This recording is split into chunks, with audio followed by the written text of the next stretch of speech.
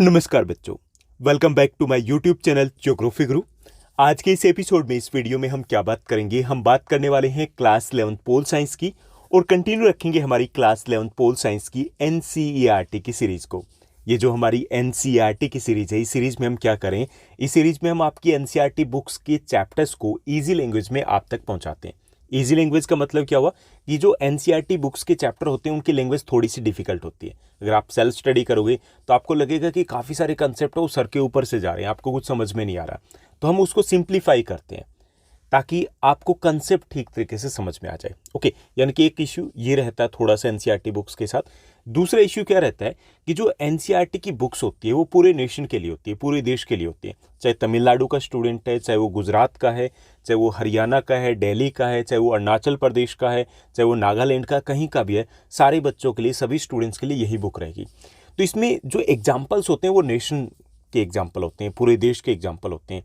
तो हम क्या करते हैं कि जब ये चैप्टर आपके लिए लेकर के आ रहे हैं तो हम आसपास की लोकेलिटी से एग्जांपल आपको देते हैं ताकि कंसेप्ट आपका ठीक तरीके से क्लियर हो पाए। और जैसे कि आप सभी को पता है कि concept is the key. Concept अगर क्लियर हो गए तो मतलब सब कुछ आपको ठीक से समझ में आएगा, सब्जेक्ट इंटरेस्टिंग हो जाएगा, और जब इंटरेस्ट हमारा डेवलप हो जाता है तो सब कुछ हमें ईजी लगता है। ओके, इसके साथ साथ एक और नई चीज़ हम डिस्कस करते हैं कि इसमें हम समराइज करते हैं इस चैप्टर को, और जो भी हम आपको नोट्स दे रहे हैं वो नोट्स इजी लैंग्वेज में होते हैं, पॉइंट्स में हम देने की कोशिश करते हैं ताकि यहाँ से जो इंपॉर्टेंट क्वेश्चंस बनते हैं, इंपॉर्टेंट टॉपिक्स जिसकी हम बात चैप्टर के बीच में करते हैं, तो वो टॉपिक, वो कंसेप्ट, वो क्वेश्चंस, वो आंसर्स आप ठीक तरीके से बना पाएँ तो वो पॉइंट्स भी आपको ईजी लैंग्वेज में मिल जाते हैं, ईजिली मिल जाते हैं। ओके, अदरवाइज ये भी होता है कि कई बार हमें पता चलता है कि हाँ ये टॉपिक तो हमें समझ में आ गया और ठीक तरीके से हमें पता भी है कि ये बहुत इंपॉर्टेंट है, लेकिन इसको लिखेंगे कैसे, तो वो सॉल्यूशन भी हम साथ ही साथ दे रहे हैं। आज हम क्या करेंगे, आज का हमारा चैप्टर रहेगा 8th चैप्टर है आपका पोल साइंस का, लोकल गवर्नमेंट्स, स्थानीय शासन की हम बात करेंगे। जैसा कि हमने पिछले चैप्टर्स में हमने समझा है संघीय शासन व्यवस्था, उसमें हमने फेडरलिज्म में हमने समझा है, उसमें हमने समझा है कि फेडरलिज्म क्या होता है, एक प्रकार की शासन व्यवस्था होती है जिसमें सरकार के 2 या 2 से ज़्यादा सत्र या लेवल होते हैं। ठीक, अपने देश की बात करें तो अपने देश में सेंट्रल गवर्नमेंट है पूरे देश के लिए, उसके बाद स्टेट की अपनी गवर्नमेंट है, एक तीसरे प्रकार की थर्ड टियर ऑफ गवर्नमेंट भी है इंडिया में। वो तीसरे टाइप की जो गवर्नमेंट है वो है स्थानीय सरकार, लोकल गवर्नमेंट। ओके, तो ये लोकल गवर्नमेंट क्या होती है, इनकी क्या विशेषताएं होती है, क्या कुछ इनके पास शक्तियाँ होती है, क्या कुछ पावर्स होती है, क्या इसके एडवांटेज होते हैं, क्या डिसएडवांटेज होते हैं, वो सारी की सारी चीज़ें इस चैप्टर में हम पढ़ने वाले हैं, समझने वाले हैं। और जो आपके मिड टर्म के एग्ज़ाम हो या फिर आपके एनुअल एग्ज़ाम हो तो ये चैप्टर बहुत ज़्यादा इंपॉर्टेंट रहने वाला है, इसकी वेटेज बहुत ज़्यादा रहेगी। तो चलिए शुरुआत करते हैं हम आज के इस एपिसोड की, इस वीडियो की। सबसे पहले हमें समझना कि स्थानीय शासन है क्या। ओके, तो देश के ग्रामीण जो देश है वहाँ पे ग्रामीण पंचायत या स्थानीय स्तर पर जो कार्य करने वाली जो सरकार होती है, शासन प्रणाली होती है, उसको बोलते हैं हम स्थानीय शासन। ओके, यानी कि आप यूं भी कह सकते हो कि भारत की अगर बात की जाए तो हमारे देश में 3 सत्र की सरकार होती है। पूरे देश के लिए केंद्रीय सरकार होती है, सेंट्रल गवर्नमेंट जिसको बोलते हैं, उसके बाद स्टेट गवर्नमेंट होती है यानी कि राज्य सरकार होती है, और तीसरे प्रकार की सरकार होती है उसको बोलते हैं हम स्थानीय सरकार। ठीक, जैसे कि गाँव की अगर बात करें तो गाँव में ग्रामीण पंचायत होती है जो स्थानीय स्तर पर कार्य करती है। शहरों की बात करें तो वहाँ पर नगर पालिका, नगर निगम या नगर परिषद होते हैं, तो इसको हम बोलते हैं स्थानीय सरकार, लोकल गवर्नमेंट। ओके, सबसे नीचे का सत्र आ जाता है। तो आसान भाषा में कहें तो गांव और जिला सत्र के शासन को हम बोलते हैं स्थानीय शासन, या यूं भी कह सकते हैं कि सरकार के तीसरे सत्र को हम बोलते हैं स्थानीय शासन। ओके, आपके ऊपर डिपेंड करेगा कि आप किस तरीके से इसको एक्सप्लेन करते हो, बात एक ही रहेगी, ये लोकल गवर्नमेंट होती है। जो सरकार का सबसे नीचे का लेवल होता है, तीसरे जो लेवल होता है वो स्थानीय सरकार कहलाता है। जैसे ग्राम सभा हो गई, ग्राम पंचायत हो गई, जिला परिषद हो गई, ये सभी क्या है, ये एग्जाम्पल है स्थानीय सरकार के, लोकल गवर्नमेंट के। ओके, जो बच्चे गांव में रहते हैं तो वो बहुत अच्छे से इस कंसेप्ट को समझते होंगे कि गांव में सरपंच होते हैं, पंच होते हैं, उनके चुनाव होते हैं, और गांव के जो आसपास के विकास के कार्य होते हैं वो वही सरकार कराती है, पंच सरपंच करवाते हैं। तो वो स्थानीय सरकार होती है, लोकल गवर्नमेंट होती है, जिससे लोग जुड़े होते हैं आपस में। ऐसे ही शहरों की बात करें तो यहाँ पे वार्ड बंटे होते हैं, वार्ड से पार्षद चुने जाते हैं, एमसी चुने जाते हैं ना, तो वो किसके प्रतिनिधि होते हैं, वो स्थानीय सरकार के प्रतिनिधि होते हैं। जैसे दिल्ली की बात करें तो दिल्ली में दिसंबर में अभी जो नेक्स्ट मंथ है 4 दिसंबर को इलेक्शन होने वाले हैं वहाँ पर, किसके, लोकल गवर्नमेंट के इलेक्शन होने वाले हैं। ठीक, तो ये होती है स्थानीय सरकार। अब अगर स्थानीय सरकार की बात करें तो क्या ये संवैधानिक सरकार है? यानी कि एक चीज़ होती है, जैसे कई बार आप पढ़ते होंगे कि भाई ये संवैधानिक संस्था है, तो ये संवैधानिक संस्था क्या होती है? तो इसमें भी बात आएगी कि क्या ये संवैधानिक दर्जा प्राप्त है। तो हाँ, भारत में जो स्थानीय सरकार है उसको 1993 में संवैधानिक दर्जा दिया गया था। अब इसका मतलब क्या हुआ?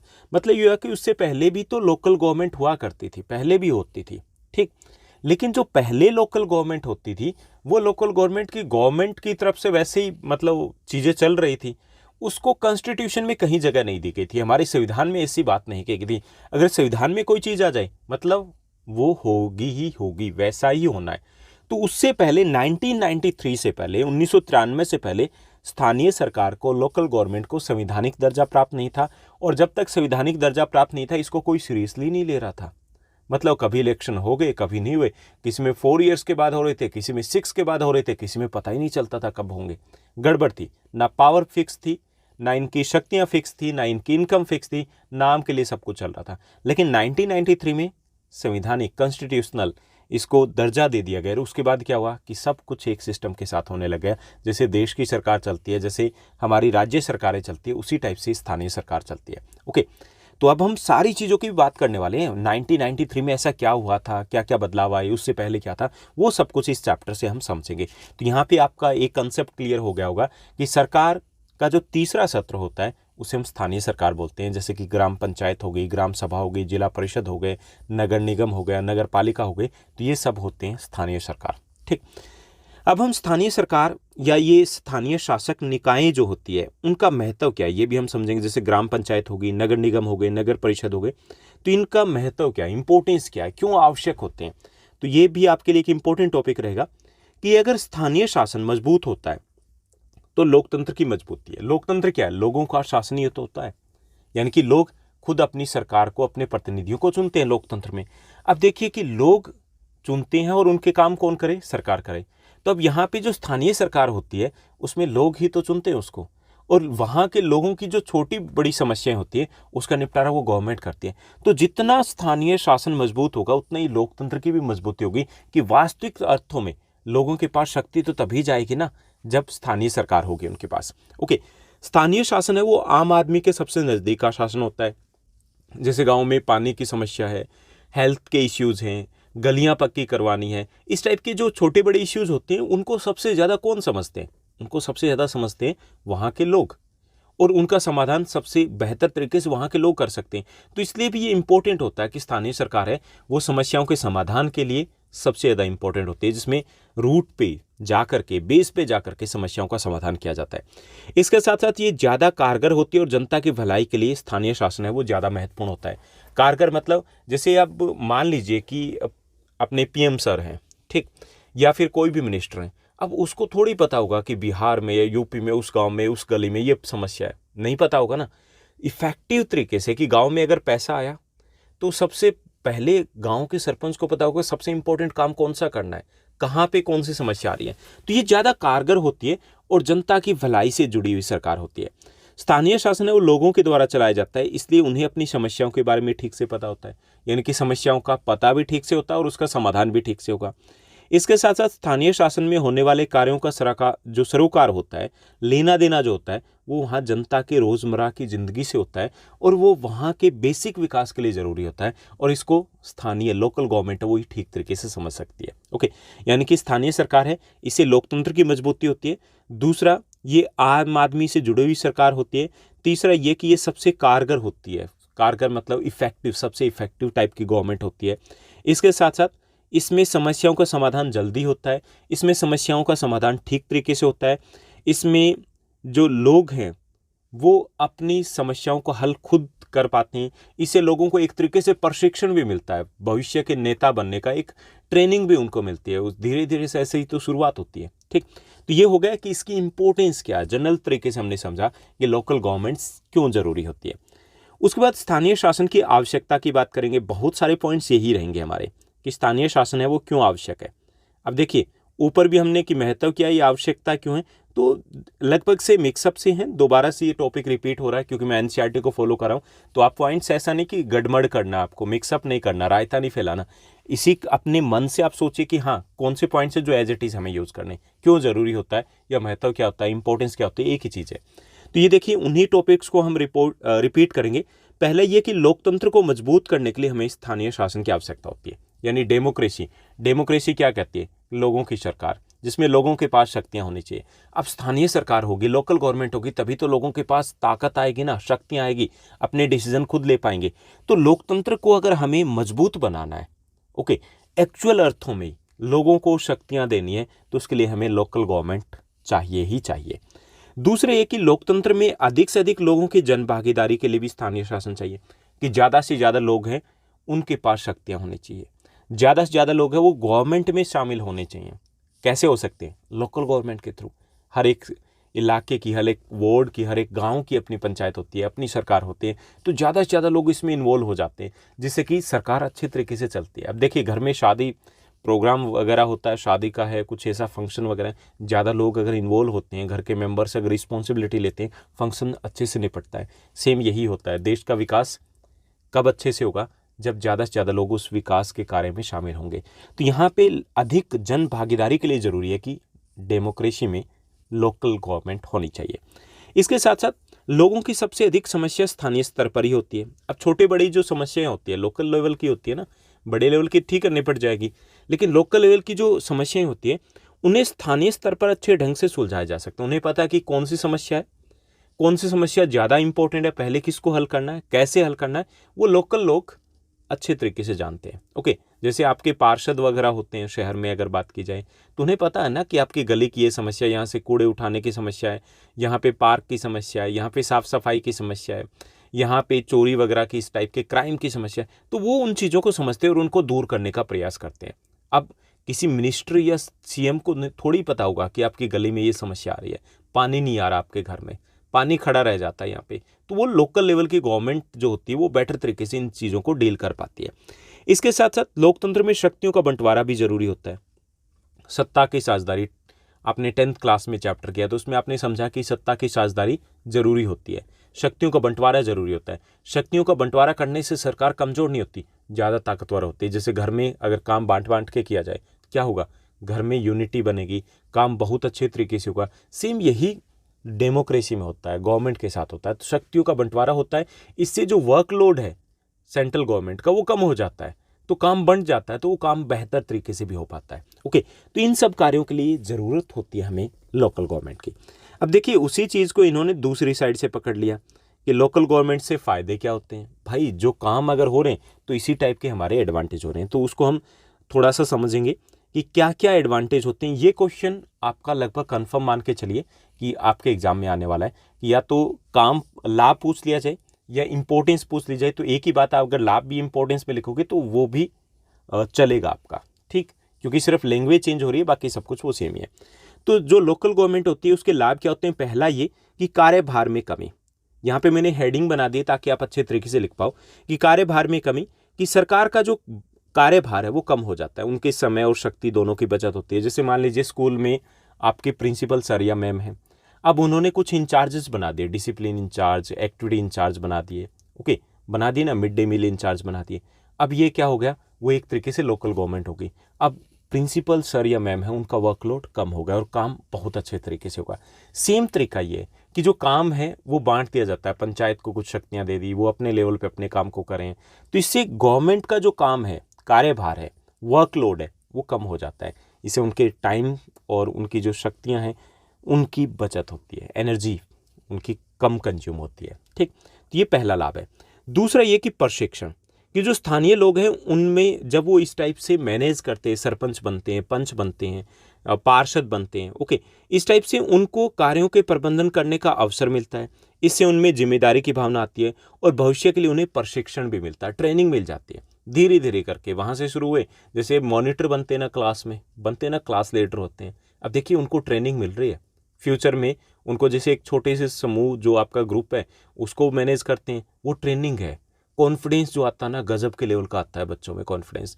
फिर उसके बाद वो धीरे धीरे जब पब्लिक लाइफ में जाते हैं तो उन्हें लगता है कि हम इन चीज़ों को मैनेज कर सकते हैं। तो सेम ये लोकल गवर्नमेंट के साथ होता है। फ्यूचर में जो लीडर आप देखोगे तो ज़्यादातर लीडर कहीं ना कहीं शुरुआत करते हैं, इसी टाइप से शुरुआत करते हैं। ये जो स्कूल से हैं फिर वो कॉलेज में जाते हैं, इसी टाइप से लोकल जो लीडर्स होते हैं वो लोकल लेवल पे इलेक्शन लड़ते हैं, उसके बाद आगे की तरफ निकलते हैं।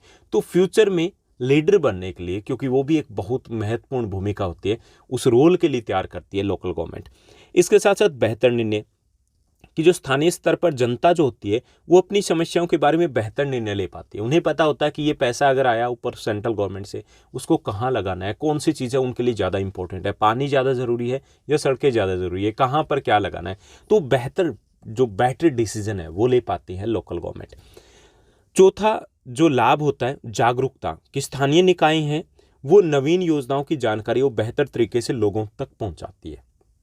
ये भी एडवांटेज मिलता है कि गवर्नमेंट बहुत सारी स्कीम लेकर के आती हैं, बहुत सारी योजनाएं लेकर के आती है, लेकिन आम लोगों तक कैसे पहुंचती है, वो इन्हीं लोकल गवर्नमेंट के थ्रू पहुंचती है। क्योंकि लोकल गवर्नमेंट है वो कड़ी होती है जो लोगों से और सरकार दोनों से जुड़ी होती है। इसके साथ साथ धन और समय की बचत होती है कि स्थानीय समस्याओं का समाधान कम खर्च और कम समय में हो जाता है। लोकल गवर्नमेंट अगर ना हो, मान लीजिए ऊपर से पैसा आए, पता नहीं कब पहुँचेगा, करप्शन हो जाएगा, गड़बड़ हो जाएगी, बहुत सारी प्रॉब्लम इश्यूज़ रहते हैं। तो लोकल गवर्नमेंट जो होती है वो ठीक तरीके से पैसे को मैनेज कर पाती है, काम जल्दी होता है क्योंकि वो ऊपर सुपरवाइज भी तो करते हैं उस काम को कि हो रहा है कि नहीं हो रहा है। ठीक, तो इससे धन की बचत भी होती है, कम समय में होता है, भ्रष्टाचार करप्शन भी कम होता है इससे। इसके साथ साथ छठा जो एडवांटेज रहता है लोकल गवर्नमेंट का, जनता का शासन होता है। ये देखिए भाई, अपना खुद का शासन होता है, खुद वो डिसाइड करते हैं गांव के लोग कि क्या करना है और क्या नहीं करना, एक अलग ही फीलिंग आती है। तो स्थानीय शासन का वास्तविक अर्थ है स्थानीय लोगों द्वारा खुद का शासन चलाना। तो ये भी एडवांटेज होता है कि जो लोग हैं वो अपनी सरकार को खुद चला पाते हैं। तो ये कुछ एडवांटेज है किसके, लोकल गवर्नमेंट के। तब इस लोकल गवर्नमेंट के हमने काफ़ी सारी बात कर ली कि ये फ़ायदे होते हैं इसलिए ज़रूरी होता है। अब ये लोकल गवर्नमेंट की शुरुआत कहाँ से हुई थी कि स्थानीय शासन की निर्वाचित निकाय सन 1882 में 1882 में लॉर्ड रिपन के बाद अस्तित्व में आए थे। यानी कि लॉर्ड रिपन के काल में, लॉर्ड रिपन जो वायसराय रहे हैं इंडिया के, तो उनके काल में ये अस्तित्व में आए थे कि वहाँ से शुरुआत हुई थी कि स्थानीय लोकल गवर्नमेंट होनी चाहिए। सबसे पहले नींव इन्हीं ने ही रखी थी। महात्मा गांधी ने सत्ता के विकेंद्रीकरण के लिए ग्राम पंचायतों को मजबूत और स्वावलंबी बनाने पर जोर दिया था। बाद में जब राष्ट्रीय आंदोलन चल रहा था तो गांधी जी की जो विचारधारा थी, लगभग उस पूरी विचारधारा को हमने अपने संविधान में अपनाया। यानी कि किसी अगर एक व्यक्ति का हम कहें कि सबसे ज़्यादा प्रभाव रहा है हमारे संविधान के ऊपर, कॉन्स्टिट्यूशन के ऊपर, तो वो गांधी जी हैं। तो गांधी जी ने भी उस वक्त जब स्वतंत्रता का आंदोलन जारी था तो उन्होंने कहा था कि अगर देश का विकास करना है तो उसके लिए ज़रूरी है कि शक्तियों का बंटवारा होना चाहिए, सत्ता का विकेंद्रीकरण होना चाहिए और ग्राम पंचायतें हैं वो ज़्यादा मजबूत होनी चाहिए, स्वावलंबी होनी चाहिए, उनके पास खुद की शक्तियाँ होनी चाहिए, खुद के आय के साधन होने चाहिए। अगर गाँव आगे बढ़ेंगे तो देश आगे बढ़ेगा, गाँव आगे बढ़ेंगे तो राज्य आगे बढ़ेगा, राज्य आगे बढ़ेगा तो देश आगे बढ़ेगा। तो ये वहाँ से हमने इस विचार को अपनाया था कि हाँ, हमें स्थानीय सरकार के ऊपर ध्यान देना है। हालांकि शुरुआत में स्थानीय संस्थाएं जो थी वो संवैधानिक नहीं थी, संविधान से उनको शक्तियाँ आय के साधन प्राप्त नहीं थे, और इसमें बदलाव आया 1993 से, 1993 से। ओके, स्थानीय विकास में जनता की भागीदारी के लिए 1952 में सामुदायिक विकास कार्यक्रम की शुरुआत की गई। और हालांकि ये शुरुआत थी कि इस तरीके से हमें गाँव में सरकार बनानी है और वो स्थानीय स्तर के निर्णय लेंगे, लेकिन शुरुआती जो सरकारें थी, जो स्थानीय गवर्नमेंट थी, वो कम इफ़ेक्टिव थी। कम इफ़ेक्टिव क्यों थी? उनके पास ना तो पैसा था, ना उनके पास शक्तियाँ थी, मतलब सिर्फ नाम के ही सरपंच बनते थे, तो इसलिए वो उसके रिजल्ट उतने नहीं आए। अब अगर हम देखें लास्ट अगर 20-30 ईयर्स की बात करें तो ये गवर्नमेंट काफ़ी इफेक्टिव रही है, गाँव ही बदले बदले से आपको दिखाई देंगे। ओके, तो यहाँ पर हमने समझा कि लोकल गवर्नमेंट की शुरुआत कैसे हुई और लोकल गवर्नमेंट के स्थानीय सरकारों के लाभ क्या हैं। उसके बाद हम समझेंगे कि भारत में ग्राम पंचायत की शुरुआत कब और कैसे हुई थी। तो यहाँ पे 1882 में स्थानीय शासन की शुरुआत हुई थी सबसे पहले, ठीक। लेकिन अगर हम बात करें कि ग्राम पंचायत की शुरुआत कैसे हुई थी ऑफिशियली तौर पे, तो गवर्नमेंट ऑफ इंडिया एक्ट 1919 में गवर्नमेंट ऑफ इंडिया एक्ट आया था। उसके बाद 1935 में 1935 में दोबारा से बना था। तो 1919 में गवर्नमेंट ऑफ इंडिया एक्ट आया था, 1919 में, 1919 में। ओके, तो उनके बनने के बाद भारत के अनेक प्रांतों में ग्राम पंचायत बनी थी। यानी कि उस एक्ट में बात की गई थी कि लोकल गवर्नमेंट होनी चाहिए, तो कई गाँव में ग्राम पंचायतें बननी शुरू हुई थी। और 1935 में गवर्नमेंट ऑफ इंडिया एक्ट 1935 आया, तो उसके बाद भी ये जो ट्रेंड था इसको कंटिन्यू किया गया, इसी सिस्टम को कंटिन्यू किया गया, क्योंकि जो ब्रिटिशर्स थे उनको अच्छे से पता था कि किस तरीके से हम आम लोगों से जुड़ सकते हैं, किस तरीके से आम लोग हैं वो खुद के डिसीजन ले सकते हैं। लेकिन आज़ादी के बाद भी इसी ट्रेंड को हमने जारी रखा, लेकिन उसमें कुछ ज़्यादा बदलाव नहीं किया हमने, ना शक्तियाँ दी, ना उनके आय के साधन दिए, यानी कि नाम के सिर्फ थे वो, ओके, नाम के थे तो वो इफेक्टिव नहीं थे। 1993 में इसमें बहुत बड़ा बदलाव लेकर के आए और इसको संवैधानिक दर्जा दे दिया गया और बहुत सारे और चेंजेस आए, जिसके बात हम आगे इस चैप्टर में करने वाले हैं, ठीक। यानी कि 1993 के बाद ये सिस्टम, ये लोकल गवर्नमेंट पूरी तरीके से बदल गई। अब यहाँ पे हम थोड़ा सा समझेंगे कि इस लोकल गवर्नमेंट के बारे में कुछ हम बात करेंगे कि जो राजनेता थे, हमारे स्वतंत्रता सेनानी थे, उनके क्या विचार थे कि क्या ये लोकल गवर्नमेंट होनी चाहिए। तो इसके बारे में भी आपके एनसीईआरटी की बुक में अलग से मेंशन किया गया, तो इनको भी हम थोड़ा सा समझ लेते हैं। सबसे पहले हम बात करेंगे कि गांधी जी का क्या विचार था। भारतीय स्वतंत्रता संग्राम के दिनों में गांधी जी ने जोर देकर कहा था कि आर्थिक और राजनीतिक सत्ता का विकेंद्रीकरण होना चाहिए, चाहे वो आर्थिक शक्तियां हैं, चाहे वो राजनीतिक शक्तियां हैं, उनका विकेंद्रीकरण होना चाहिए। यानी कि गाँव के लोग हैं, जो शहरों के लोग हैं, आम लोग हैं, उन तक भी वो शक्तियां पहुंचनी चाहिए। यानी कि वो चाहते थे कि लोकल गवर्नमेंट होनी चाहिए, स्थानीय स्वशासन भी होना चाहिए। उनका मानना था कि ग्राम पंचायतों को मजबूत बनाना सत्ता के विकेंद्रीकरण का कारगर साधन है और विकास की हर पहलकदमी में स्थानीय लोगों की भागीदारी होनी चाहिए। यानी कि वो सच्चे अर्थों में लोकतंत्र चाहते थे। तो वो शुरुआत से हिमायती रहे थे, इसके फेवर में रहे थे कि लोकल गवर्नमेंट होनी चाहिए, उनके पास शक्तियां होनी चाहिए, उनके पास इनकम के सोर्सेज होने चाहिए ताकि वो अपने डिसीजन खुद ले पाए, ठीक। तो ये विचार थे गांधी जी के। उसके बाद हम बात करेंगे डॉक्टर बी आर अम्बेडकर की, कि बी आर अम्बेडकर के क्या विचार थे। उनका कहना था कि ग्रामीण भारत में अशिक्षा, कि जो ग्रामीण भारत है उस दौर की अगर बात की जाए तो उसमें अशिक्षा काफ़ी थी, जाति व्यवस्था का भी बोलबाला था, आपसी फूट का भी बोलबाला था अंग्रेजी काल में, क्योंकि उससे पहले अगर हम देखें तो इस टाइप का सिस्टम नहीं था, लेकिन आपसी फूट किसी भी आधार पे थी, उसको डाला गया था अंग्रेजों के द्वारा, तो उसका बोलबाला था। तो स्थानीय शासन का उद्देश्य तो बड़ा है, जो डॉक्टर बी आर अम्बेडकर का कहना था कि उद्देश्य तो बड़ा है, लेकिन ग्रामीण भारत के ऐसे माहौल में ये उद्देश्य निरर्थक हो जाएगा। उनका मानना था कि ये जो सिस्टम जिस तरीके की बात की जा रही है वो कामयाब नहीं होगा। हालांकि आज़ादी के बाद बात करें, अब की बात करें तो ये बेहद सक्सेसफुल रहा है, लेकिन उस वक्त के माहौल के अकॉर्डिंग ये लग रहा था कि शायद ये कामयाब नहीं रहेगा, ओके। नेहरू जी हालांकि अति स्थानीयता को राष्ट्र की एकता और अखंडता के लिए खतरा मानते थे। हालांकि नेहरू जी जो थे, पंडित जवाहरलाल नेहरू की अगर बात करें तो वो लोकल गवर्नमेंट को सीमित पावर, शक्तियां देने के पक्षधर थे कि अगर उनको बहुत ज़्यादा शक्तियां दी गई तो कहीं ऐसा ना हो कि देश की एकता के लिए खतरा पैदा हो जाए, ओके। तो ये विचार थे कुछ स्वतंत्रता सेनानियों के जो आपकी एनसीईआरटी की बुक में दिए गए। तो इनमें से ये थोड़ा बहुत आपको पता होना चाहिए, बाकी आप अगर एग्जाम में आता तो लिख दोगे, वैसे आने वाला नहीं है ये टॉपिक आपका। उसके बाद हम बात करेंगे कि भारत में स्थानीय सरकार जो लोकल गवर्नमेंट है उसका आज़ादी के बाद क्या हाल रहा, कैसे ये आज तक पहुंची है, कौन कौन से इसमें बदलाव आए।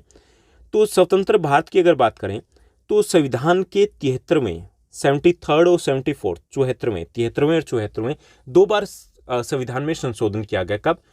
जो 1993 में किया गया था, ठीक। 73वां और 74वां 2 संशोधन हुए थे। संशोधन मतलब जैसे संविधान में बदलाव होना, अमेंडमेंट बोलते हैं इंग्लिश में। तो उसके द्वारा स्थानीय शासन को मजबूत आधार मिला था। यानी कि उससे पहले क्या किया गया था कि जो अंग्रेजों के ज़माने से चल रहा था उसी तरीके से ग्राम पंचायत होती थी, सरपंच चुन लिए जाते थे जनरली, बस नॉर्मल तरीके से, कभी इलेक्शन होते थे कभी नहीं होते थे, ऐसे ही कुछ चला जा रहा था और सरपंच नाम के हुआ करते थे। लेकिन 1993 में जो संविधान का 73rd और 74th संविधान संशोधन हुआ था, उसके बाद स्थानीय जो शासन है, लोकल गवर्नमेंट है, वो ज़्यादा इफेक्टिव, ज़्यादा शक्तिशाली, ज़्यादा प्रभावशाली बने। इसमें देखिए कि कैसे शुरुआत हुई थी। सबसे पहले तो आज़ादी के बाद हमने 1952 में 1952 में स्थानीय विकास की विभिन्न गतिविधियों को जनता की भागीदारी बढ़ाने के लिए एक कार्यक्रम चलाया था। यानी कि शुरुआत हमने ऐसे नहीं की थी कि शुरुआत में हमने उनको ज़्यादा प्रभावशाली बना दिया था। तो 1952 में हमने ये समझा कि हाँ, लोकल गवर्नमेंट, लोकल लोगों की भागीदारी होनी जरूरी है। तो इसके लिए हमने एक कार्यक्रम चलाया था जिसको सामुदायिक विकास कार्यक्रम यानी कि कम्युनिटी डेवलपमेंट प्रोग्राम, CDP का नाम दिया गया था। अब इस प्रोग्राम के उद्देश्य क्या थे? इस प्रोग्राम के उद्देश्य थे कि स्थानीय विकास की गतिविधियों में जनता की भागीदारी होनी चाहिए। एक तो ये किया गया था कि जनता की भागीदारी हो, विकास में लोगों को अवेयर किया जाए। इस पृष्ठभूमि में ग्रामीण इलाकों के लिए एक त्रिस्तरीय पंचायती राज व्यवस्था की सिफारिश भी की गई थी कि इस प्रकार की गवर्नमेंट होनी चाहिए, जैसे कि आजकल होती है। आगे समझेंगे त्रिस्तरीय कैसी होती है, 3 लेवल की होती है। और राज्यों से स्थानीय निकायों को अधिक से अधिक शक्तियों का वितरण करने की भी बात की गई थी। हालांकि सिर्फ बात की गई थी, शक्तियां नहीं दी गई थी। और स्थानीय निकाय स्थानीय विकास की देखभाल कर सके, इसके लिए भी सोचा गया था कि जो लोकल गवर्नमेंट है वो लोकल डेवलपमेंट को देखे। ऐसी चीज़ें तय की गई थी। हालांकि उस वक्त क्या होता था कि पैसा ऊपर से आता था। लोकल गवर्नमेंट मतलब सरपंच वगैरह होते थे, वो सिर्फ ये देखते थे हाँ भाई स्कूल में कमरे बन रहे तो चलो देख लो, बन रहे हैं, वो जिम्मेवारी उनकी होती थी। बाकी ऐसा नहीं था कि वही डिसीजन लेते थे, डिसीजन सारे ऊपर के लेवल से लिए जाते थे। लेकिन फिर भी कोशिश की गई थी कि ये जो सामुदायिक विकास कार्यक्रम है इसके द्वारा ज़्यादा से ज़्यादा लोगों को इन्वॉल्व किया जाए और जो लोकल गवर्नमेंट है उसको थोड़ा सा प्रभावशाली बनाया जाए, एक्टिव बनाया जाए, इफेक्टिव बनाया जाए। ठीक, अब देखिए कि ये सब कुछ बात हो रही थी, लेकिन ग्राउंड लेवल पे बात करें तो लोकल गवर्नमेंट, जैसे मैंने बताया कि सरपंच चुने जाते थे, कभी 5 वर्षों में इलेक्शन हो गए, कभी 10 में हो गए, कभी भूल भी जाते थे। और लोगों का इंटरेस्ट भी नहीं था कि चलो जो बुजुर्ग है या जिसका थोड़ा सा प्रभाव होता था वो सरपंच बन जाता था। कई बार 10, 15, 20 सालों तक वही सरपंच रहता था, क्योंकि लोगों को लगता था कि कुछ लेना देना तो है नहीं, यानी कि ना शक्तियाँ हैं, ना पावर है, ना इनकम है, कुछ है नहीं। तो इस टाइप से उसको ज़्यादा सीरियसली नहीं लिया जाता था। लेकिन उसके बाद लगा, गवर्नमेंट को भी लगा कि नहीं, कुछ बदलाव आना चाहिए। लोकल गवर्नमेंट को जब तक हम पावरफुल नहीं बनाएंगे तब तक गाँव का विकास नहीं होगा। और भारत गाँव का देश है, गाँव का विकास नहीं होगा, अगर गाँव का विकास डेवलपमेंट नहीं हो पाएगा तो देश का डेवलपमेंट कैसे हो पाएगा। तो इसके लिए 1989 में पीके थंगोन समिति है, उसका गठन किया गया था कि वो स्थानीय शासन के बारे में कुछ सुझाव दें। तो उस समिति की रिपोर्ट में कुछ सिफारिशें की गई। उसमें से कुछ इंपॉर्टेंट सिफारिशों की बात करें तो इनमें से एक सिफारिश ये थी कि स्थानीय शासन के निकायों को संवैधानिक दर्जा दिया जाए ताकि ये इफेक्टिव बन सके। ठीक, एक तो संवैधानिक दर्जा दिया जाए ताकि पूरे देश में एक जैसी व्यवस्था आ पाए, पहली चीज़। दूसरा ये था कि स्थानीय शासन की संस्था को निश्चित समय पर चुनाव कराने की सिफारिश की गई कि एक फिक्स टाइम होना चाहिए। 5 साल मतलब 5 साल, ऐसा नहीं कि 5 है तो 7 भी चलेगा, 9 भी चलेगा, 10 भी चलेगा, कभी नहीं हुए तो भी चलेगा, ऐसा नहीं। तो एक ये भी सिफारिश की गई। और तीसरा ये कि समुचित कार्यों की सूची तय करने और ऐसी संस्थाओं को धन प्रदान करने के लिए संविधान में संशोधन की भी सिफारिश की गई। यानी कि ये भी किया गया कि एक तो इनकी शक्तियां निश्चित की जाए कि कौन से कार्य लोकल गवर्नमेंट करेगी, और उसके लिए पैसा, इनकम के सोर्सेज क्या रहेंगे वो भी फिक्स कर दिया जाए। यानी कि बड़े अच्छे तरीके से सिफारिश की गई थी ताकि लोकल गवर्नमेंट को इफेक्टिव बनाया जा सके, प्रभावशाली बनाया जा सके, ताकि वो एक्चुअली में कुछ काम कर सके। तो इन सिफारिशों के आधार पर आगे चल करके 73rd और 74th यानी कि 2 संविधान संशोधन होते हैं। ठीक, कब होते हैं? 1993 में। ठीक, अब देखिए कि ये दोनों संविधान संशोधन की बात करें तो ये किससे जुड़े हुए थे कि जो 73वां संविधान संशोधन था वो गांव के स्थानीय शासन से जुड़ा हुआ था। ठीक, जो 73वां संविधान संशोधन था, 73वां, वो किससे था? जो गांवों के स्थानीय शासन से जुड़ा हुआ था। जो 74वां था वो शहरी स्थानीय शासन से जुड़ा हुआ था, यानी कि नगर पालिका, नगर निगम से जुड़ा हुआ था। दोनों को देखिए, 73वां और 74वां वो अलग अलग संविधान संशोधन आए थे, यानी कि दोनों थे ही लोकल गवर्नमेंट से रिलेटेड। लेकिन जो 73rd था वो किससे जुड़ा था? वो जो रूरल लोकल गवर्नमेंट थी, ग्रामीण स्थानीय सरकार थी, उससे जुड़ा था। जो अर्बन लोकल गवर्नमेंट थी उससे जुड़ा हुआ था 74th। ठीक, 1993 में 73वां और 74वां दोनों संविधान संशोधन पारित हुए थे और स्थानीय शासन को अब राज्य सूची में रखा गया था। यानी कि राज्य था वो इसके बारे में डिसीजन ले सकता था कि किस टाइप से उनको शक्तियां देनी है, किस टाइप से उनके आय के स्रोत होने चाहिए। यानी कि इसको कर दिया गया जो हमारी स्टेट गवर्नमेंट है उसके अंडर में। जैसे इसकी बात हम पिछले चैप्टर में कर चुके हैं कि भारतीय संविधान के द्वारा शक्तियों का बंटवारा 3 सूचियों में किया गया। ओके, संघ सूची, राज्य सूची और समवर्ती सूची। तो राज्य सूची में जो विषय होते हैं उनके ऊपर कानून कौन बनाता है? जो स्टेट गवर्नमेंट होती है, राज्य। ठीक, तो यहां पर भी इसी टाइप से बदलाव किया गया, यानी कि स्थानीय शासन को राज्य सूची में रख दिया गया था। और संविधान संशोधन ने 29 विषयों यानी कि 29 जो सब्जेक्ट थे उनको स्थानीय शासन के हवाले कर दिया गया। एक ये भी बड़ा बदलाव आया कि 29 ऐसे सब्जेक्ट देखे गए जिनके ऊपर लोकल गवर्नमेंट डिसीजन लेगी, लोकल गवर्नमेंट है उनके अंडर में कर दिए गए थे 29 सब्जेक्ट। यहाँ देखिए बड़ा बदलाव आया, एक तो संवैधानिक दर्जा मिल रहा था, दूसरा ये कि इनकी शक्तियों का निर्धारण भी हो रहा था कि ये काम लोकल गवर्नमेंट करेगी। ये सारे विषय स्थानीय विकास और कल्याण की जरूरतों से संबंधित थे। तो ये 29 जो सब्जेक्ट थे वो लोकल गवर्नमेंट को दे दिए गए थे। तो ये बदलाव हुए थे 1993 में, जब संविधान में कौन से संशोधन हुए थे, 73rd और 74th जो अमेंडमेंट हुए थे। अब इसमें देखिए थोड़ा सा हम जाएंगे अब एक एक करके, जो पहले पंचायती जो यानी कि ग्रामीण शासन व्यवस्था उसको समझेंगे, उसके बाद थोड़ा सा हम समझेंगे शहरी शासन व्यवस्था को। तो पंचायती राज का त्रिस्तरीय ढांचा कैसे होता है, गाँव को आप समझिए कि गाँव में सबसे पहले जो एक गाँव होती है उसकी पंचायत होती है, सबसे पहले होती है ग्राम पंचायत। कि ग्राम पंचायत के दायरे में एक या एक से ज़्यादा गांव हो सकते हैं, हालांकि एक ही गांव होता है जनरली, लेकिन शुरुआत में क्या होता था, जैसे एक गांव है उसकी में संख्या कम है तो उसके पास लगता जो गांव है उसके पास लगता गांव है, 2-3 गांव के भी कई बार एक पंचायत बनती थी क्योंकि उनमें वोट कम होते थे। अब अगर वोट अच्छे खासे जैसे 600-700 के आसपास वोट है तो उनकी पंचायत अलग ही बनती है। ठीक, उस वक्त ऐसा किया गया था कि कुछ छोटे छोटे गांव थे तो उनको किया गया कि अलग से पंचायत बनाने के बजाय कि इनका आपस में भाईचारा है, एक ही पंचायत बना दी जाए। तो ऐसा होता है कि आम तौर पे एक गांव से एक सरपंच चुना जाता है, एक गांव से एक पंचायत चुनी जाती है। लेकिन अगर गांवों का आकार बहुत छोटा है, जैसे हम राजस्थान में देखते हैं कुछ ढाणी टाइप से गांव होते हैं, या हिमाचल वगैरह में वहाँ देखते हैं छोटे गांव होते हैं, तो वहाँ पे एक या दो गांव मिलकर के वहाँ की एक सिंगल पंचायत भी बन जाती है। और इसका जो प्रधान चुना जाता है, पूरे गाँव के जो वोटर होते हैं, जिनका वोट बना होता है वो वोटर होते हैं, वो पूरे गांव के जो वोटर होते हैं अपने गांव में से सरपंच को चुनते हैं। सरपंच बोल दीजिए, उसको मुखिया बोल दीजिए, कहीं कहीं पे प्रधान बोल देते हैं, कहीं पे चौधरी बोल देते हैं, अलग अलग नाम से जाना जाता है, लेकिन ज़्यादातर सरपंच या मुखिया कहा जाता है। वो पूरे गांव के लोग वोट डालते थे, जो भी कैंडिडेट खड़े होते थे जिसको सबसे ज़्यादा वोट मिलते थे वो सरपंच बन जाता था। ऐसा ही जाता था, नहीं बन जाता है, अब भी ऐसा ही होता है। ओके, तो वो ग्राम पंचायत होती थी। इसके अलावा गाँव को अलग अलग वार्डों में डिवाइड कर देते थे। जैसे मान लीजिए कि पूरे स्कूल से हम समझ देते हैं कि पूरे स्कूल से एक ही हेड बॉय हेड गर्ल चुनी जाए, तो वो क्या हो गया, वो एक तरीके से सरपंच की तरह हुआ। इसको पूरे स्कूल का पूरा गांव मान लीजिए। उसके बाद अलग अलग सेक्शन है या अलग अलग क्लास है, क्लास वाइज भी एक एक लीडर चुन लिया जाए, तो वो क्या हो जाएगा, वो हो जाएगा मेंबर।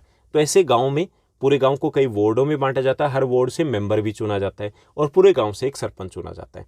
तो ये होती है ग्राम पंचायत, और इसके पास शक्तियाँ क्या होती है, गाँव से रिलेटेड डिसीजन लेते हैं। ठीक, 5 वर्षों के लिए इनका चुनाव होता है। क्लियर, समझ में आ गया। उसके बाद दूसरा जो लेवल होता है लोकल गवर्नमेंट का, ग्रामीण क्षेत्र की अगर हम बात करें तो वहाँ पे होता है खंड या ब्लॉक पंचायत होती है, अलग अलग नामों से जानते हैं, कहीं पे तालुका पंचायत वगैरह भी इसको बोल देते हैं। तो ये खंड या ब्लॉक पंचायत क्या होती है कि इसमें आमतौर पे कुछ गाँव को, जैसे बड़े ठीक ठाक से गाँव 3 गाँव हो सकते हैं या 4 गाँव हो सकते हैं, तो उन चारों गाँव के लोगों को, जो लोग हैं वो मिलकर के अपने एक ब्लॉक समिति के मेंबर का चुनाव करते हैं, यानी कि चारों गांव के लोग मिलकर के, चारों के यहाँ से मिलकर के करेंगे। तो ये दूसरा लेवल हो गया इस टाइप से, यानी कि सरपंच के ऊपर ये भी हो गए ब्लॉक मेंबर्स जिनको हम बोलेंगे, इस टाइप से ये भी बने होते हैं। ऐसे ही फिर पूरा जो जिला होता है, पूरा जो जिला होता है, तीसरा जो लेवल होता है, उसमें जिला पंचायत भी होती है। यानी कि वहाँ पे देखिए कि 7-8-10 गाँव से एक पार्षद चुना जाएगा, 7-8-10 गाँव से एक पार्षद चुना जाएगा, 7-8-10 गाँव से एक पार्षद चुना जाएगा। यानी कि इसी तरीके से पूरे जिले को में से जो गांव हैं उनमें से एक एक पार्षद चुना जाएगा, और उसमें से फिर वो सभी पार्षद है वो मिल करके फिर अपने में से, खुद में से एक जिला परिषद का चेयरमैन चुन लेते हैं। यानी कि 3 लेवल हो गए, सबसे पहले गांव की पंचायत, फिर 3-4 गांव की ब्लॉक पंचायत हो जाती है, फिर पूरे जिले की जिला पंचायत हो जाती है। तो इस टाइप से 3 लेवल होते हैं, ग्राम पंचायत, देन ब्लॉक पंचायत, और उससे ऊपर हो गई जिला पंचायत।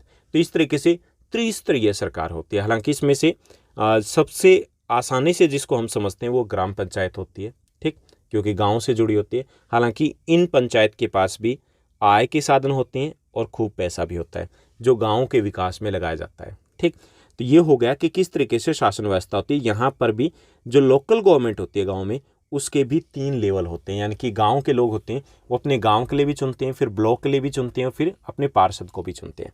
ठीक, अब हम समझेंगे कि ग्राम पंचायत या इस प्रकार की जो संस्थाएं होती है, जो पंचायत हो गई, चाहे वो ग्राम पंचायत है, ब्लॉक पंचायत है, इनके कार्य क्या होते हैं। तो इनके कुछ कार्य होते हैं, कुछ तो पारंपरिक कार्य होते हैं, कुछ विकास के कार्य होते हैं। दोनों ही कार्यों को समझेंगे। जनरली आपको पता है, अगर आप थोड़ा सा नहीं पता तो इसको आप समझ लीजिए कि किस टाइप के गवर्नमेंट, ये जो लोकल गवर्नमेंट है वो कार्य करवाती है। जैसे एक तो इनका कार्य होता है स्वच्छ पेयजल मुहैया करवाना, कोशिश होती है कि हर घर में पानी पहुँचे, साफ पानी पहुँचे। तो ये गवर्नमेंट, जो लोकल गवर्नमेंट होती है, उसकी रिस्पॉन्सिबिलिटी होती है। ठीक, वहाँ पे वाटर सप्लाई वगैरह को मैनेज करना, पानी का ठीक से अरेंजमेंट करना, साफ पानी पहुँचे, तो ये लोकल गवर्नमेंट वहाँ पर देखती है, पंचायत देखती है। इसके साथ स्वास्थ्य सुविधाएं उपलब्ध करवाना, कोशिश होती है कि हर गांव में स्वास्थ्य सुविधा उपलब्ध हो, यानी कि प्राइमरी हेल्थ सेंटर तो एटलीस्ट होना चाहिए, और उसको ठीक से मेंटेन करके रखे, तो वो सब कुछ ग्राम पंचायत देखती है। तीसरा कार्य होता है नालियों का या सड़कों का, गलियों का, उनका रखरखाव करना, ठीक से साफ सफाई की व्यवस्था करना, सड़क के किनारे प्रकाश की व्यवस्था करना। ये हम भी 6th क्लास से पढ़ते आ रहे, हालांकि अब जा करके कुछ राज्यों में गाँव में रोशनी की व्यवस्था हुई है, वरना ज़्यादातर गाँव में रोशनी की व्यवस्था वगैरह तो नहीं होती। जो हम पढ़ते तो बहुत पहले से आ रहे हैं, लेकिन फिर भी जो नई अभी की जो गवर्नमेंट है, इफेक्टिव गवर्नमेंट होती है, वैसे अरेंजमेंट करे कि बस स्टैंड के आसपास या कहीं पर रोशनी की व्यवस्था गाँव में होनी चाहिए। वो कौन देखती है? वो भी यही गवर्नमेंट देखती है। ऐसे ही गांव के सभी घरों तक प्राथमिक शिक्षा पहुंचाना, ग्रामीण विद्यालयों का प्रबंधन वगैरह है, ये भी ग्राम पंचायत के अंडर में आता है कि वो मैनेजमेंट देखती है, गांव में विकास का कार्य ठीक से हो रहे कि नहीं हो रहे, शिक्षा का क्या हाल है, वो कभी भी जा करके स्कूली शिक्षा व्यवस्था की जांच कर सकते हैं, पड़ताल कर सकते हैं। ये सब कुछ ग्राम पंचायत के अंडर में आता है। इसके साथ साथ सरकारी जो योजनाएं होती हैं उनको घर घर तक पहुंचाना, लोगों को अवेयर करना, ये कुछ कार्य हैं जो पारंपरिक कार्य है कि पहले से पंचायतें करती आ रही है। ये कार्य हैं जो पंचायतें करती है। इसके साथ दूसरे प्रकार के कार्य कौन से? दूसरे प्रकार के कार्य जो आर्थिक विकास से जुड़े हुए हैं, जो कि पंचायतें करती हैं, जैसे सिंचाई या कृषि योजनाएं हैं, उनको लागू करवाना गाँव में, और यानी कि उनको लागू करवाना, क्रियान्वित करवाना, ये कार्य होते हैं ग्राम पंचायत के, यानी कि ज़्यादा से ज़्यादा कृषि के विकास के ऊपर ध्यान देना। अगर गवर्नमेंट इस प्रकार के कोई भी प्रोग्राम वगैरह लेकर के आते हैं तो उनको लोगों तक पहुंचाती है ग्राम पंचायत। ठीक, इसके साथ साथ ग्रामीण विद्युतीकरण करवाना। विद्युतीकरण मतलब कि हर घर तक बिजली पहुंचाना। ये कार्य भी किसके अंडर में आता है? पंचायत के अंडर में आता है। पंचायत डिमांड भेजती है कि हाँ यहाँ पर इलेक्ट्रिसिटी चाहिए, इस टाइप की सप्लाई चाहिए, तो वो फिर अवेलेबल करवाई जाती है। तो उसके लिए भी एफर्ट्स जो लोकल गवर्नमेंट है वो करती है। ऐसी शहरी सड़कों को गांव से जोड़ने की योजनाओं को क्रियान्वित करना, हालांकि लोकल गवर्नमेंट के बस की बात तो नहीं होती, लेकिन लोकल गवर्नमेंट एटलीस्ट डिमांड जरूर करती है टाइम टू टाइम कि हाँ हमें इस टाइप की सड़कें चाहिए, यहाँ पर ये चीज़ चाहिए। तो वो लोकल गवर्नमेंट है वो इनकी केयर टेकर भी होती है और डिमांड वगैरह करती है, तो कभी ना कभी वो डिमांड पूरी भी होती है। ऐसी व्यावसायिक शिक्षा को प्रोत्साहित करना, हालांकि ये भी ऊपर की सेंट्रल गवर्नमेंट या स्टेट गवर्नमेंट की पॉलिसीज़ के ऊपर डिपेंड करता है, लेकिन फिर भी कोशिश की जाती है कि ग्राम पंचायत है उन चीज़ों को बढ़ावा दे कि जैसे ITIs वगैरह होते हैं, पॉलीटेक्निक्स वगैरह होते हैं, वोकेशनल एजुकेशन होती है, तो उसको प्रमोट करना भी किसका कार्य होता है? वो लोकल गवर्नमेंट के अंडर में आता है कि वो प्रमोट करें, ज़्यादा से ज़्यादा इस टाइप के स्कूल या इंस्टीट्यूट है उनको सेटअप करने की कोशिश करें। इसके साथ साथ ग्रामीणों को आवास प्रदान करना, जैसे इंदिरा आवास योजना आपने नाम सुना होगा। ये आवास योजना है जिसका नाम बदल के प्रधानमंत्री आवास योजना कर दिया गया।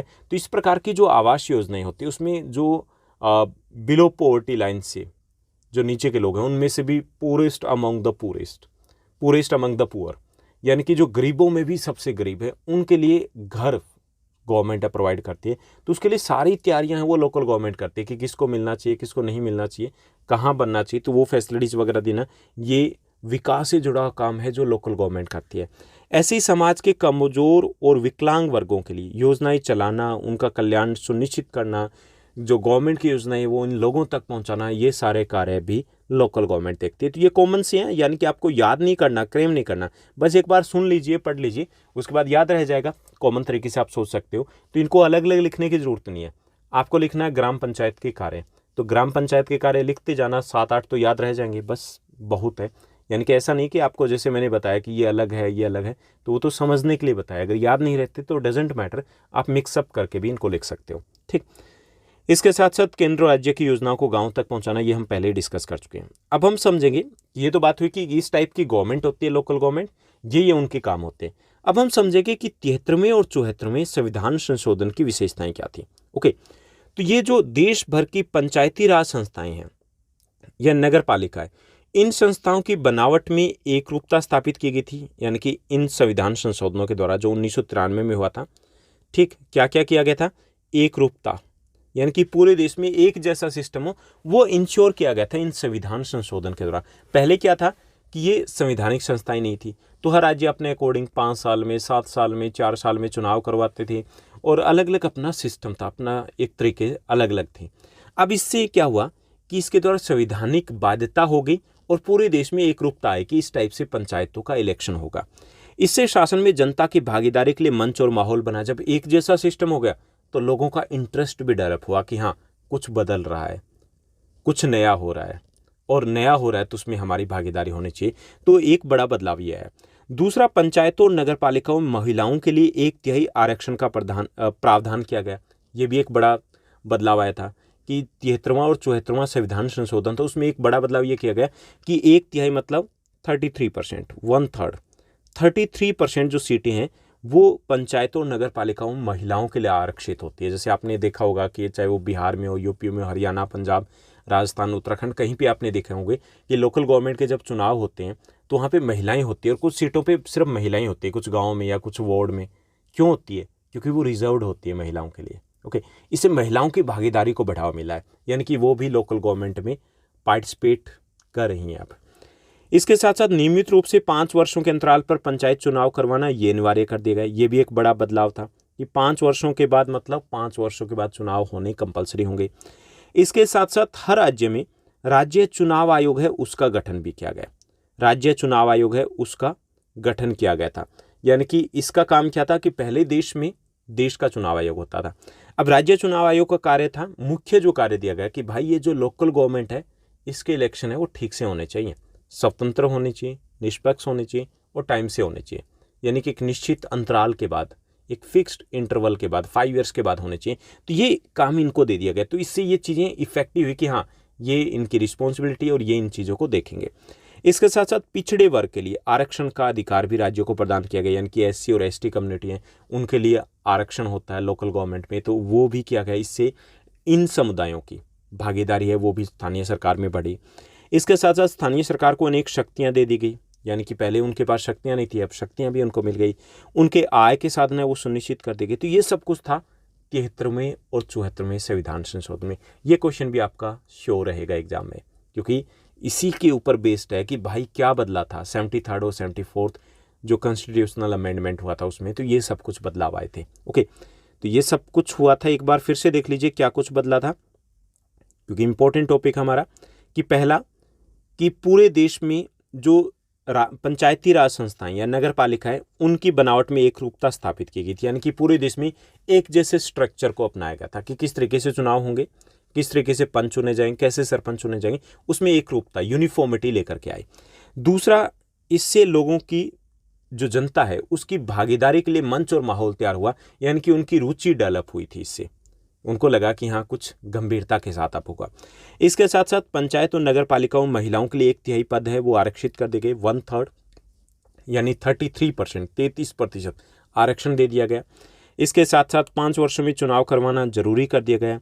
राज्य चुनाव आयोग है, स्टेट इलेक्शन कमीशन है, उसका गठन किया गया ताकि इन स्थानीय शासक, जो स्थानीय शासन है, स्थानीय निकाय, इनका चुनाव स्वतंत्र हो सके, निष्पक्ष हो सके और समय पर हो सके।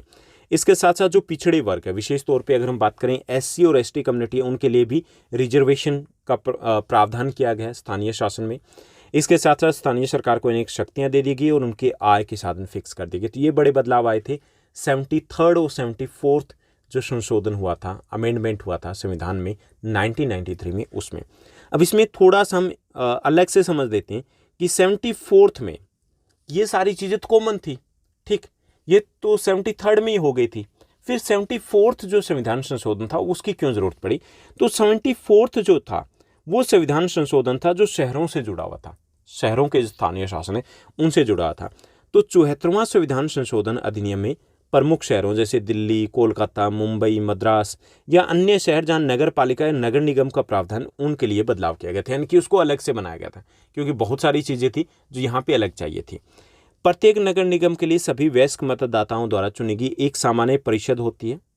कि नगर निगम क्या होता है कि इसमें जितने भी एडल्ट ही होते हैं ना, सारे के सारे जिनके 18 साल से ज़्यादा की उम्र होती है वही वोट डालते हैं, तो वो एक सामान्य परिषद को चुनते हैं। यानी कि क्या करते हैं, पूरे शहर को अलग अलग वार्ड में बांट देते हैं। आपके यहाँ पे भी अलग अलग वार्ड होंगे, उन वार्ड से एक मेंबर चुना जाता है। ओके, तो उसको बोलते हैं पार्षद या उसको हम बोलते हैं काउंसलर, ठीक, ऐसे चुने जाते हैं। इसके साथ साथ नगर के सारे वोटर हैं वो अपने एक नगर निगम अध्यक्ष का चुनाव करते हैं, जिसे महापौर या फिर मेयर बोलते हैं। मेयर भी चुना जाता है, वो जैसे गांव में सरपंच चुनते हैं ना, ऐसे ही सारे लोग मिलकर के एक मेयर चुनते हैं और अपने अपने वार्ड से गांव में पंच चुनते हैं, यहाँ पे चुनते हैं वो पार्षद या फिर काउंसलर को। यानी कि सेम टाइप का स्ट्रक्चर है वो शहरों के लिए भी एस्टेब्लिश किया गया इस 74वें संविधान संशोधन के दौरान। इसके साथ साथ और क्या किया गया कि 74वें संविधान संशोधन की बात करें तो इसमें भी यही किया गया कि नगर पालिका या नगर निगम है या नगर पंचायत है, उनका कार्यकाल 5 वर्ष का होगा। 5 वर्ष के बाद चुनाव करवाने अनिवार्य होंगे। और अगर भंग हो जाए किसी कारण से कि इलेक्शन कैंसिल हो गए, या मेयर है या इस टाइप से कि रिजाइन दे दिया, डेथ हो गई, तो 6 महीने के अंदर अंदर चुनाव करवाने जरूरी होंगे। यानी कि पूरा सेटअप ठीक तरीके से कर दिया। ये सारी चीज़ें वही थी जो पंचायत के लिए थी, गाँव के लिए थी, वही शहर में ये लेकर के आ गए। सिर्फ पद बदल गए और उनके नाम बदल गए। ठीक, अब यहाँ पे थोड़ा सा हम समझ लेते हैं कि जो शहरी पंचायत होती है, शहरी पंचायत उसे कहेंगे ना, यानी कि शहरी स्थानीय शासन कह लीजिए, अर्बन लोकल गवर्नमेंट होती है, उनके कार्य क्या होते हैं, उनकी रिस्पॉन्सिबिलिटी क्या होती है? भाई वही सेम टाइप के काम होते हैं। वहाँ पे पार्क वगैरह नहीं होती, यहाँ पे पार्क वगैरह आ जाते हैं, तो कुछ चीज़ें बढ़ जाती है। तो इसमें इनका काम होता है सड़कों का निर्माण करना और उनका रखरखाव करना। ओके, सड़कों का निर्माण और रखरखाव करना, जल की आपूर्ति करना, वाटर सप्लाई शहर में ठीक से पहुँचे वो देखना। इसके अलावा जो पब्लिक हेल्थ या साफ़ सफाई का ध्यान रखना, झुग्गी झोंपड़ियों के हालात में सुधार करने के प्रयास करना। इसके अलावा पब्लिक फैसिलिटीज़ जैसे कि स्कूल हो गए, हेल्थ सेंटर हो गए, ठीक, सड़क हो गई, रोशनी की व्यवस्था हो गई, पार्क हो गए, खेल का मैदान हो गया, बस स्टैंड हो गए, इस प्रकार की सुविधाएं वो उपलब्ध करवाना शहरों में। शहरी वानिकी के साथ साथ शहरी सुविधाएं जैसे पार्क इत्यादि का विकास करना। सांस्कृतिक और शैक्षिक सुधार के लिए प्रयास करना, यानी कि जो कॉमन से काम होते हैं जो लोकल गवर्नमेंट के अंडर में होते हैं, जिनको करना होता है उनको। ठीक, तो ये सब कुछ हमने समझा कि किस तरीके से लोकल गवर्नमेंट काम करती है। तो काम भी लगभग आप अपने आप भी लिख सकती है कॉमन सेंस से कि कौन कौन से काम करवाए जाते हैं लोकल गवर्नमेंट के द्वारा। उसके बाद है राज्य वित्त आयोग। राज्य वित्त आयोग क्या है? ये भी एक इम्पोर्टेंट कड़ी है। किसमें इम्पोर्टेंट कड़ी है? लोकल गवर्नमेंट को शक्तिशाली बनाने में, प्रभावशाली बनाने में। जो पंचायती राज संस्थाओं की वित्तीय स्थिति की समीक्षा के लिए राज्य सरकारें हर 5 वर्ष में एक वित्त आयोग का गठन करती है। अब ये वित्त आयोग का गठन किस लिए किया जाता है कि हर सरकार को इस प्रकार के वित्त आयोग का गठन करना इंपॉर्टेंट होता है, कंपलसरी होता है, अनिवार्य होता है। इसके कार्य क्या होते हैं वित्त आयोग के? कि ये ग्रामीण और शहरी जो निकाय होते हैं उनको सौंपे गए करों, प्रभार या टोल, चुंगी या शुल्क है, उनका निर्धारण करते हैं कि कौन कौन से टैक्स हैं, कौन कौन से इनकम के सोर्सेज है, वो लोकल गवर्नमेंट के पास जाने चाहिए। तो हर 5 वर्षों में ये रिव्यू करते हैं कि क्या ये कम करने हैं या ज़्यादा करने हैं। दूसरा ये भी देखते हैं कि जो स्टेट गवर्नमेंट है उससे कितना पैसा, कितना अनुदान है वो इन लोकल गवर्नमेंट को मिले। यानी कि इसको रिव्यू किया जाता है, क्योंकि 5 साल पहले मिलता था, जरूरी नहीं कि अब भी वो उतना ही मिले, क्योंकि अब टाइम के अकॉर्डिंग ज़्यादा रिक्वायरमेंट होती है। तो वो डिसाइड ये वित्त आयोग करता है ताकि इसमें कोई गड़बड़ी ना हो, क्योंकि अगर पैसा नहीं होगा तो लोकल गवर्नमेंट है वो कैसे काम करेगी। ठीक, तो उसके लिए वित्त आयोग है। इसके गठन का भी प्रावधान है, वो हमारे संविधान के द्वारा किया गया कि ऐसा करना भी कंपलसरी रहेगा। ओके, तो ये हमने समझा कि किस तरीके से जो लोकल गवर्नमेंट है उनका गठन होता है और किस तरीके से वो कार्य करते हैं। यहाँ पे थोड़ा सा हम समझ लेते हैं कि भारत में स्थानीय निकायों का ढांचा इस वक्त कैसे काम कर रहा है, कितनी की पंचायतें वगैरह है। तो ग्रामीण भारत में अगर बात करें तो जिला पंचायतों की संख्या लगभग 500 के आसपास।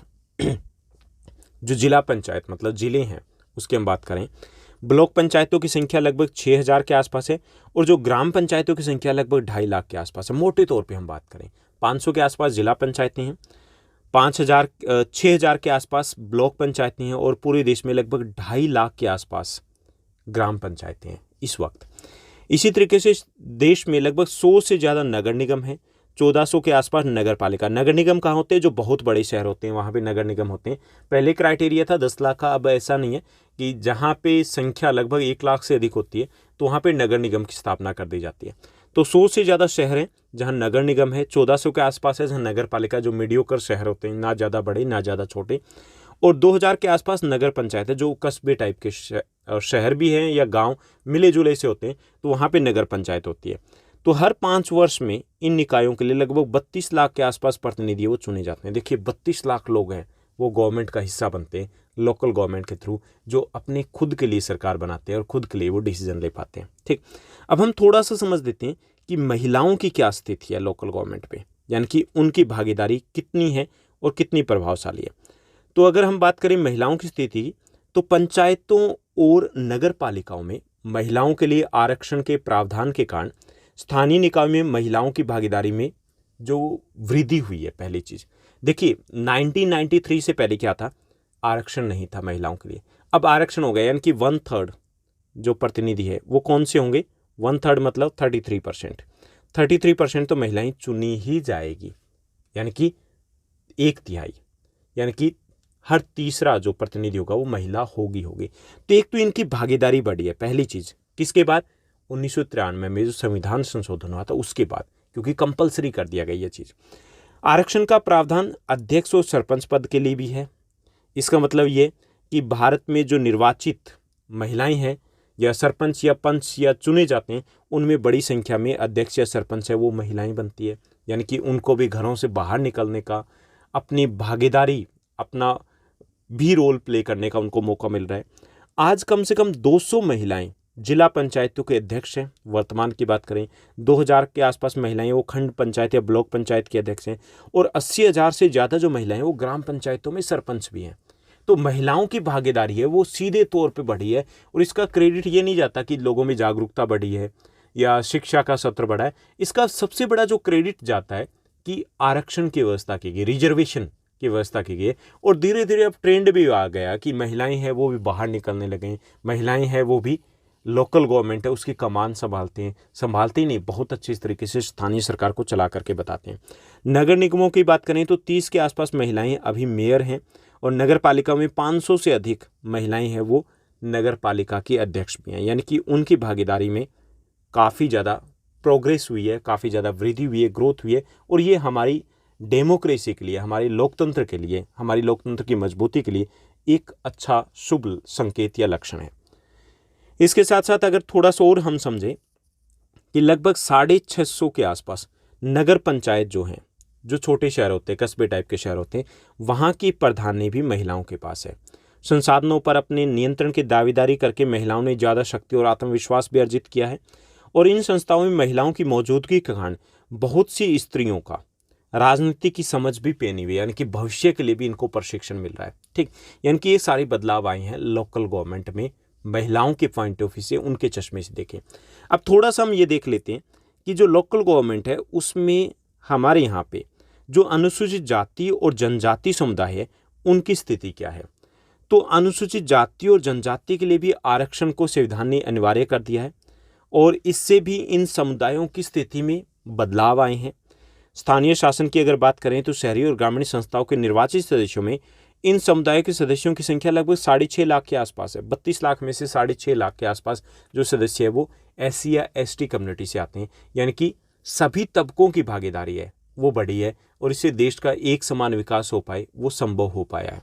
ठीक, तो ये सारे बदलाव आए हैं 1993 के संविधान संशोधन के बाद। अब हम थोड़ा सा और समझ लेते हैं, यानी कि ये छोटे छोटे टॉपिक है जो आपके 1 मार्कर के लिए या 2 मार्कर के लिए इंपॉर्टेंट रहेंगे। इसके साथ साथ हम थोड़ा सा और समझ लेते हैं कि स्थानीय निकायों की वित्तीय स्थिति का क्या है, पैसा कहाँ से आ रहा है, क्या सही से आ रहा है। तो जो स्थानीय निकाय है, लोकल जो गवर्नमेंट होती है, वो अपनी इनकम के लिए, आय के लिए बहुत इंपॉर्टेंट है ना पैसा, तभी तो वो विकास के कार्य कर पाएंगे ठीक से। उसके लिए जो स्टेट गवर्नमेंट है या जो सेंट्रल गवर्नमेंट है उनके ऊपर डिपेंड करते हैं। स्थानीय निकायों के अपने आय के स्रोत होते हैं, जैसे कुछ पंचायतें होती हैं उनके पास खुद की ज़मीनें होती हैं, कृषि योग्य ज़मीनें होती हैं जिनको ठेके पे दिया जाता है। इसके अलावा पंचायती ज़मीनें होती हैं जिनके ऊपर दुकानें वगैरह बना दी जाती हैं, उनका किराया वगैरह अच्छा खासा आता है, कुछ टैक्स भी वो कलेक्ट करते हैं। लेकिन फिर भी ये जो आय के स्रोत होते हैं इनके वो बहुत कम होते हैं, यानी कि उनसे गुजारा नहीं हो सकता, उनसे विकास नहीं हो सकता।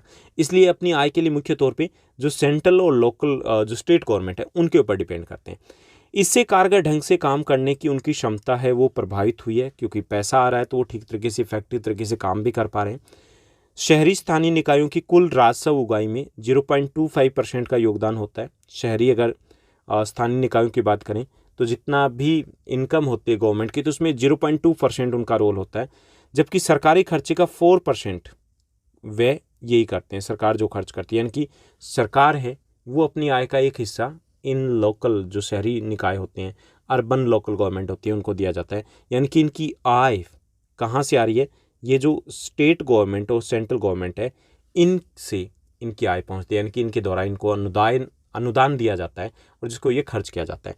ऐसे ही गाँव की बात करें तो वहाँ वो भी कमाते कम है और खर्च ज़्यादा करते हैं, और वो खर्चा कहाँ से आ रहा है, वो स्टेट गवर्नमेंट या लोकल गवर्नमेंट जो स्टेट गवर्नमेंट और सेंट्रल गवर्नमेंट से आता है। ठीक, उसके बाद थोड़ा सा एक टॉपिक और हम थोड़ा सा समझेंगे कि पंचायती राज व्यवस्था की कमियाँ क्या हैं। ठीक, यानी कि हमारा लास्ट टॉपिक रहेगा कि वैसे तो हमने देखा कि पंचायती राज व्यवस्था बहुत इफेक्टिव, बहुत अच्छे तरीके से कार्य करें, लेकिन फिर भी कुछ कमियां हैं।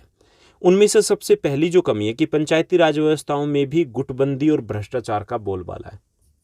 कुछ राज्यों की बात करें तो वहाँ पे इतनी ज़्यादा प्रभावशाली नहीं है। वहाँ पे आमतौर पे गाँवों की बात करें, शहरों में ग्रुप बन जाते हैं और धड़े बन जाते हैं, उसी के बेस पे इलेक्शन लड़े जाते हैं और करप्शन भी होता है अफसरों के साथ मिल करके। तो ये एक बड़ी कमी है जिसके ऊपर नियंत्रण रखना जरूरी है ताकि ठीक तरीके से स्थानीय विकास हो पाए। दूसरी कमी है स्थानीय स्तर पर विभाजनकारी स्थिति होती है कि जब इलेक्शन होते हैं, पंचायत के इलेक्शन होते हैं, तो कई बार गाँव में 2, 3, 4, 5 ऐसे ग्रुप बन जाते हैं और ग्रुप वो इस टाइप से बनते हैं कि कई बार हिंसा भी हो जाती है। इससे गाँव में वो एकता है वो ख़त्म हो जाती है, यूनिटी ख़त्म हो जाती है। तो इसलिए कहा जाता है कि ये सामाजिक संबंधों के लिए इतने अच्छे नहीं होते। इसके साथ साथ अशिक्षा या गरीबी के कारण पंचायती राज व्यवस्था के प्रति जो कमज़ोर तबका है उसमें उतनी ज़्यादा दिलचस्पी नहीं रहती। उन्हें लगता है कि ये फालतू की चीज़ें हैं, तो इसके कारण भी ये ज़्यादा प्रभावशाली नहीं हो पा रहा है। इसके साथ साथ धन की अभी भी कमी है। हालांकि धन जो जितने भी आर्थिक साधनों की आवश्यकता होती है तो वो किसके ऊपर निर्भर करते हैं, लोकल गवर्नमेंट डिपेंड करती है स्टेट गवर्नमेंट और सेंट्रल गवर्नमेंट के ऊपर। और कई बार उसमें पक्षपात किया जाता है कि सरपंच वो किस दल से संबंध रखता है, इस प्रकार के टॉपिक को देखते हुए, तो उससे भी वहाँ के विकास में बाधा आती है। इसके साथ साथ है पंचायतों के लिए जो अनुदान या सहायता दी जाती है स्टेट गवर्नमेंट या सेंट्रल गवर्नमेंट से, वो अपर्याप्त होती है, इनएडिकेट्स होती है, यानी कि उतनी ज़्यादा नहीं होती जितनी की रिक्वायरमेंट होती है। तो ये कुछ कमियां हैं जिनके ऊपर ध्यान देने की ज़रूरत है ताकि लोकल गवर्नमेंट है और भी बेटर तरीके से, अच्छे तरीके से शासन व्यवस्था को चला पाए।